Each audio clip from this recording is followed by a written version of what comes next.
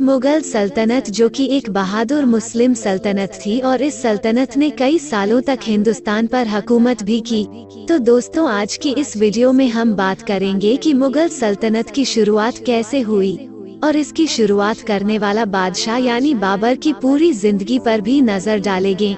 इस वीडियो की शुरुआत से पहले नए आने वाले दोस्तों से गुजारिश है कि चैनल को सब्सक्राइब जरूर करें।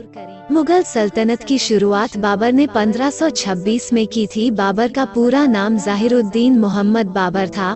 बाबर 1483 में उज़्बेकिस्तान के एक शहर आंदीजान की सल्तनत में पैदा हुए थे।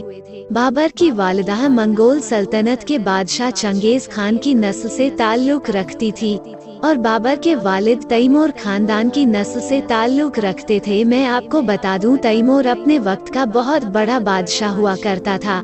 तैमूर के मरने के बाद उनके बच्चों ने तैमूर की सल्तनत को छोटे छोटे टुकड़ों में करके आपस में बांट लिया और वही छोटी सी सल्तनत बचते हुए बाबर के वालिद यानी उमर शेख मिर्जा तक पहुंच गई।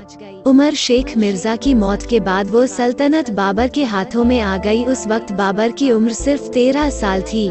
बाबर के चाचा की सल्तनत पर नियत खराब हो गई और उसने बाबर के खिलाफ बगावत कर दी। उसने कुछ सिपाहियों के साथ मिलकर बाबर को तख्त से हटा दिया और बाबर की जान का दुश्मन बन बैठा।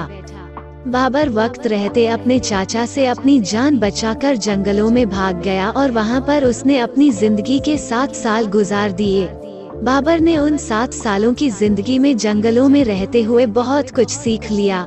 7 सालों के बाद जब बाबर वापस आया तब उसने पहले तो अपने बाप की राजगद्दी वापस पाने की कोशिश की, लेकिन जल्दी ही वो समझ गया कि अब वह अपने बाप की राजगद्दी का वारिस नहीं बन पाएगा। अब बाबर ने अफगानिस्तान की सल्तनत को फतह करने की कोशिश की। अफगानिस्तान की सल्तनत काफी कमजोर थी, इसलिए वो अपने चंद सिपाहियों के साथ ही अफगानिस्तान की दारुल हुकूमत काबुल का बादशाह बन गया। बाबर अपनी चैन की जिंदगी जीने लगा था और तभी उसे मेवात के बादशाह राणा सांगा ने खत भेजा। उस खत में राणा सांगा ने बाबर की तारीफ के साथ साथ उसे उकसाने के लिए लिखा कि बाबर दिल्ली की सल्तनत से इब्राहिम लोदी को हटाकर खुद वहां का सुल्तान बन जाए। राणा सांगा के लिए बाबर और इब्राहिम लोदी दोनों ही मुसीबत थे, तो इसीलिए राणा सांगा इन दोनों को आपस में लड़वा कर अपनी हुकूमत को महफूज करना चाहता था। बाबर का हिंदुस्तान पर हमला करने का कोई इरादा नहीं था, लेकिन राणा सांगा ने उसको हिंदुस्तान पर हमला करने के लिए राजी कर लिया और यह भी कहा कि राणा सांगा इस जंग में बाबर का साथ देगा इब्राहिम लोदी के खिलाफ। बाबर के पास सिर्फ और सिर्फ 12,000 की फौज थी और वही इब्राहिम लोदी के पास 1 लाख की फौज मौजूद थी और उसी के साथ साथ इब्राहिम लोदी के पास जंग में साथ देने वाले बड़े बड़े जानवर भी मौजूद थे।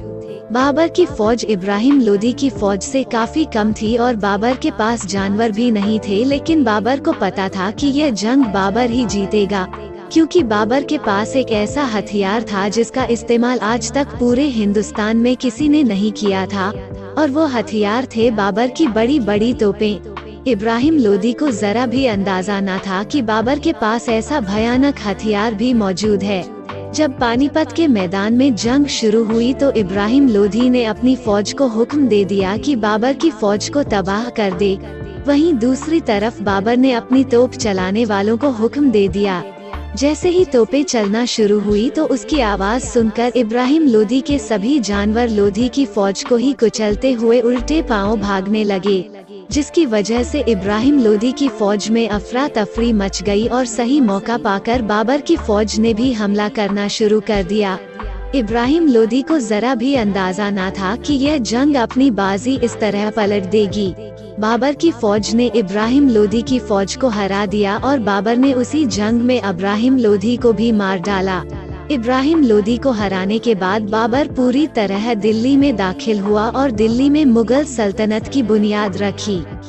यह सब कुछ देखकर राणा सांगा आग बबूला हो गया, क्योंकि वो तो यह सोच रहा था कि बाबर और इब्राहिम लोदी आपस में जंग करते रहेंगे और वो दोनों कभी राणा सांगा पर हमला नहीं करेंगे। और हुआ इससे बिल्कुल उलट, क्योंकि बाबर एक बार में ही इब्राहिम लोदी की हुकूमत हटाकर अपनी हुकूमत बनाने में कामयाब हो गया था। राणा सांगा ने जब बाबर को खत लिखा था तो उसने यह भी वादा किया था कि राणा सांगा इब्राहिम लोदी के खिलाफ जंग में बाबर का साथ देगा, लेकिन राणा सांगा ने उस वक्त अपनी फौज वापस बुला ली जब राणा सांगा ने देखा कि बाबर इब्राहिम लोदी को हराने वाला है, जिससे बाबर राणा सांगा की सारी चाल समझ गया। अब जब बाबर अपनी मुगल हुकूमत बनाने में कामयाब हो गया तो राणा सांगा ने इस हुकूमत को मानने से इनकार कर दिया। धीरे धीरे बाबर की और राणा सांगा की दुश्मनी बढ़ने लगी और जल्दी ही वो वक्त भी आ गया जब राणा सांगा और बाबर के बीच जंग शुरू हो गई। याद रहे, बाबर अब वो बाबर नहीं था जो 1526 में काबुल से इब्राहिम लोदी के खिलाफ जंग करने के लिए आया था, क्योंकि इस वक्त तक बाबर के पास एक बहुत बड़ी मुगल सल्तनत थी जिसमें बाबर ने अपनी ताकत और अपनी फौज को भी बढ़ा लिया था। बाबर ने इब्राहिम लोदी की तरह राणा सांगा को भी जंग करके हरा दिया। अपनी फौज को हारता देख राणा सांगा जंग का मैदान छोड़कर बीच से ही भागने लगा, लेकिन बाबर ने राणा सांगा का पीछा करके नहीं मारा। राणा सांगा उस जंग के 1 साल के बाद ही अपनी मौत से मारा गया। बाबर ने राणा सांगा की हुकूमत को भी अपनी हुकूमत में मिला लिया। अब अगर बात की जाए बाबर की मौत के बारे में तो काफी इतिहासकारों का यह मानना है कि उनकी मौत एक बीमारी के चलते हुई थी।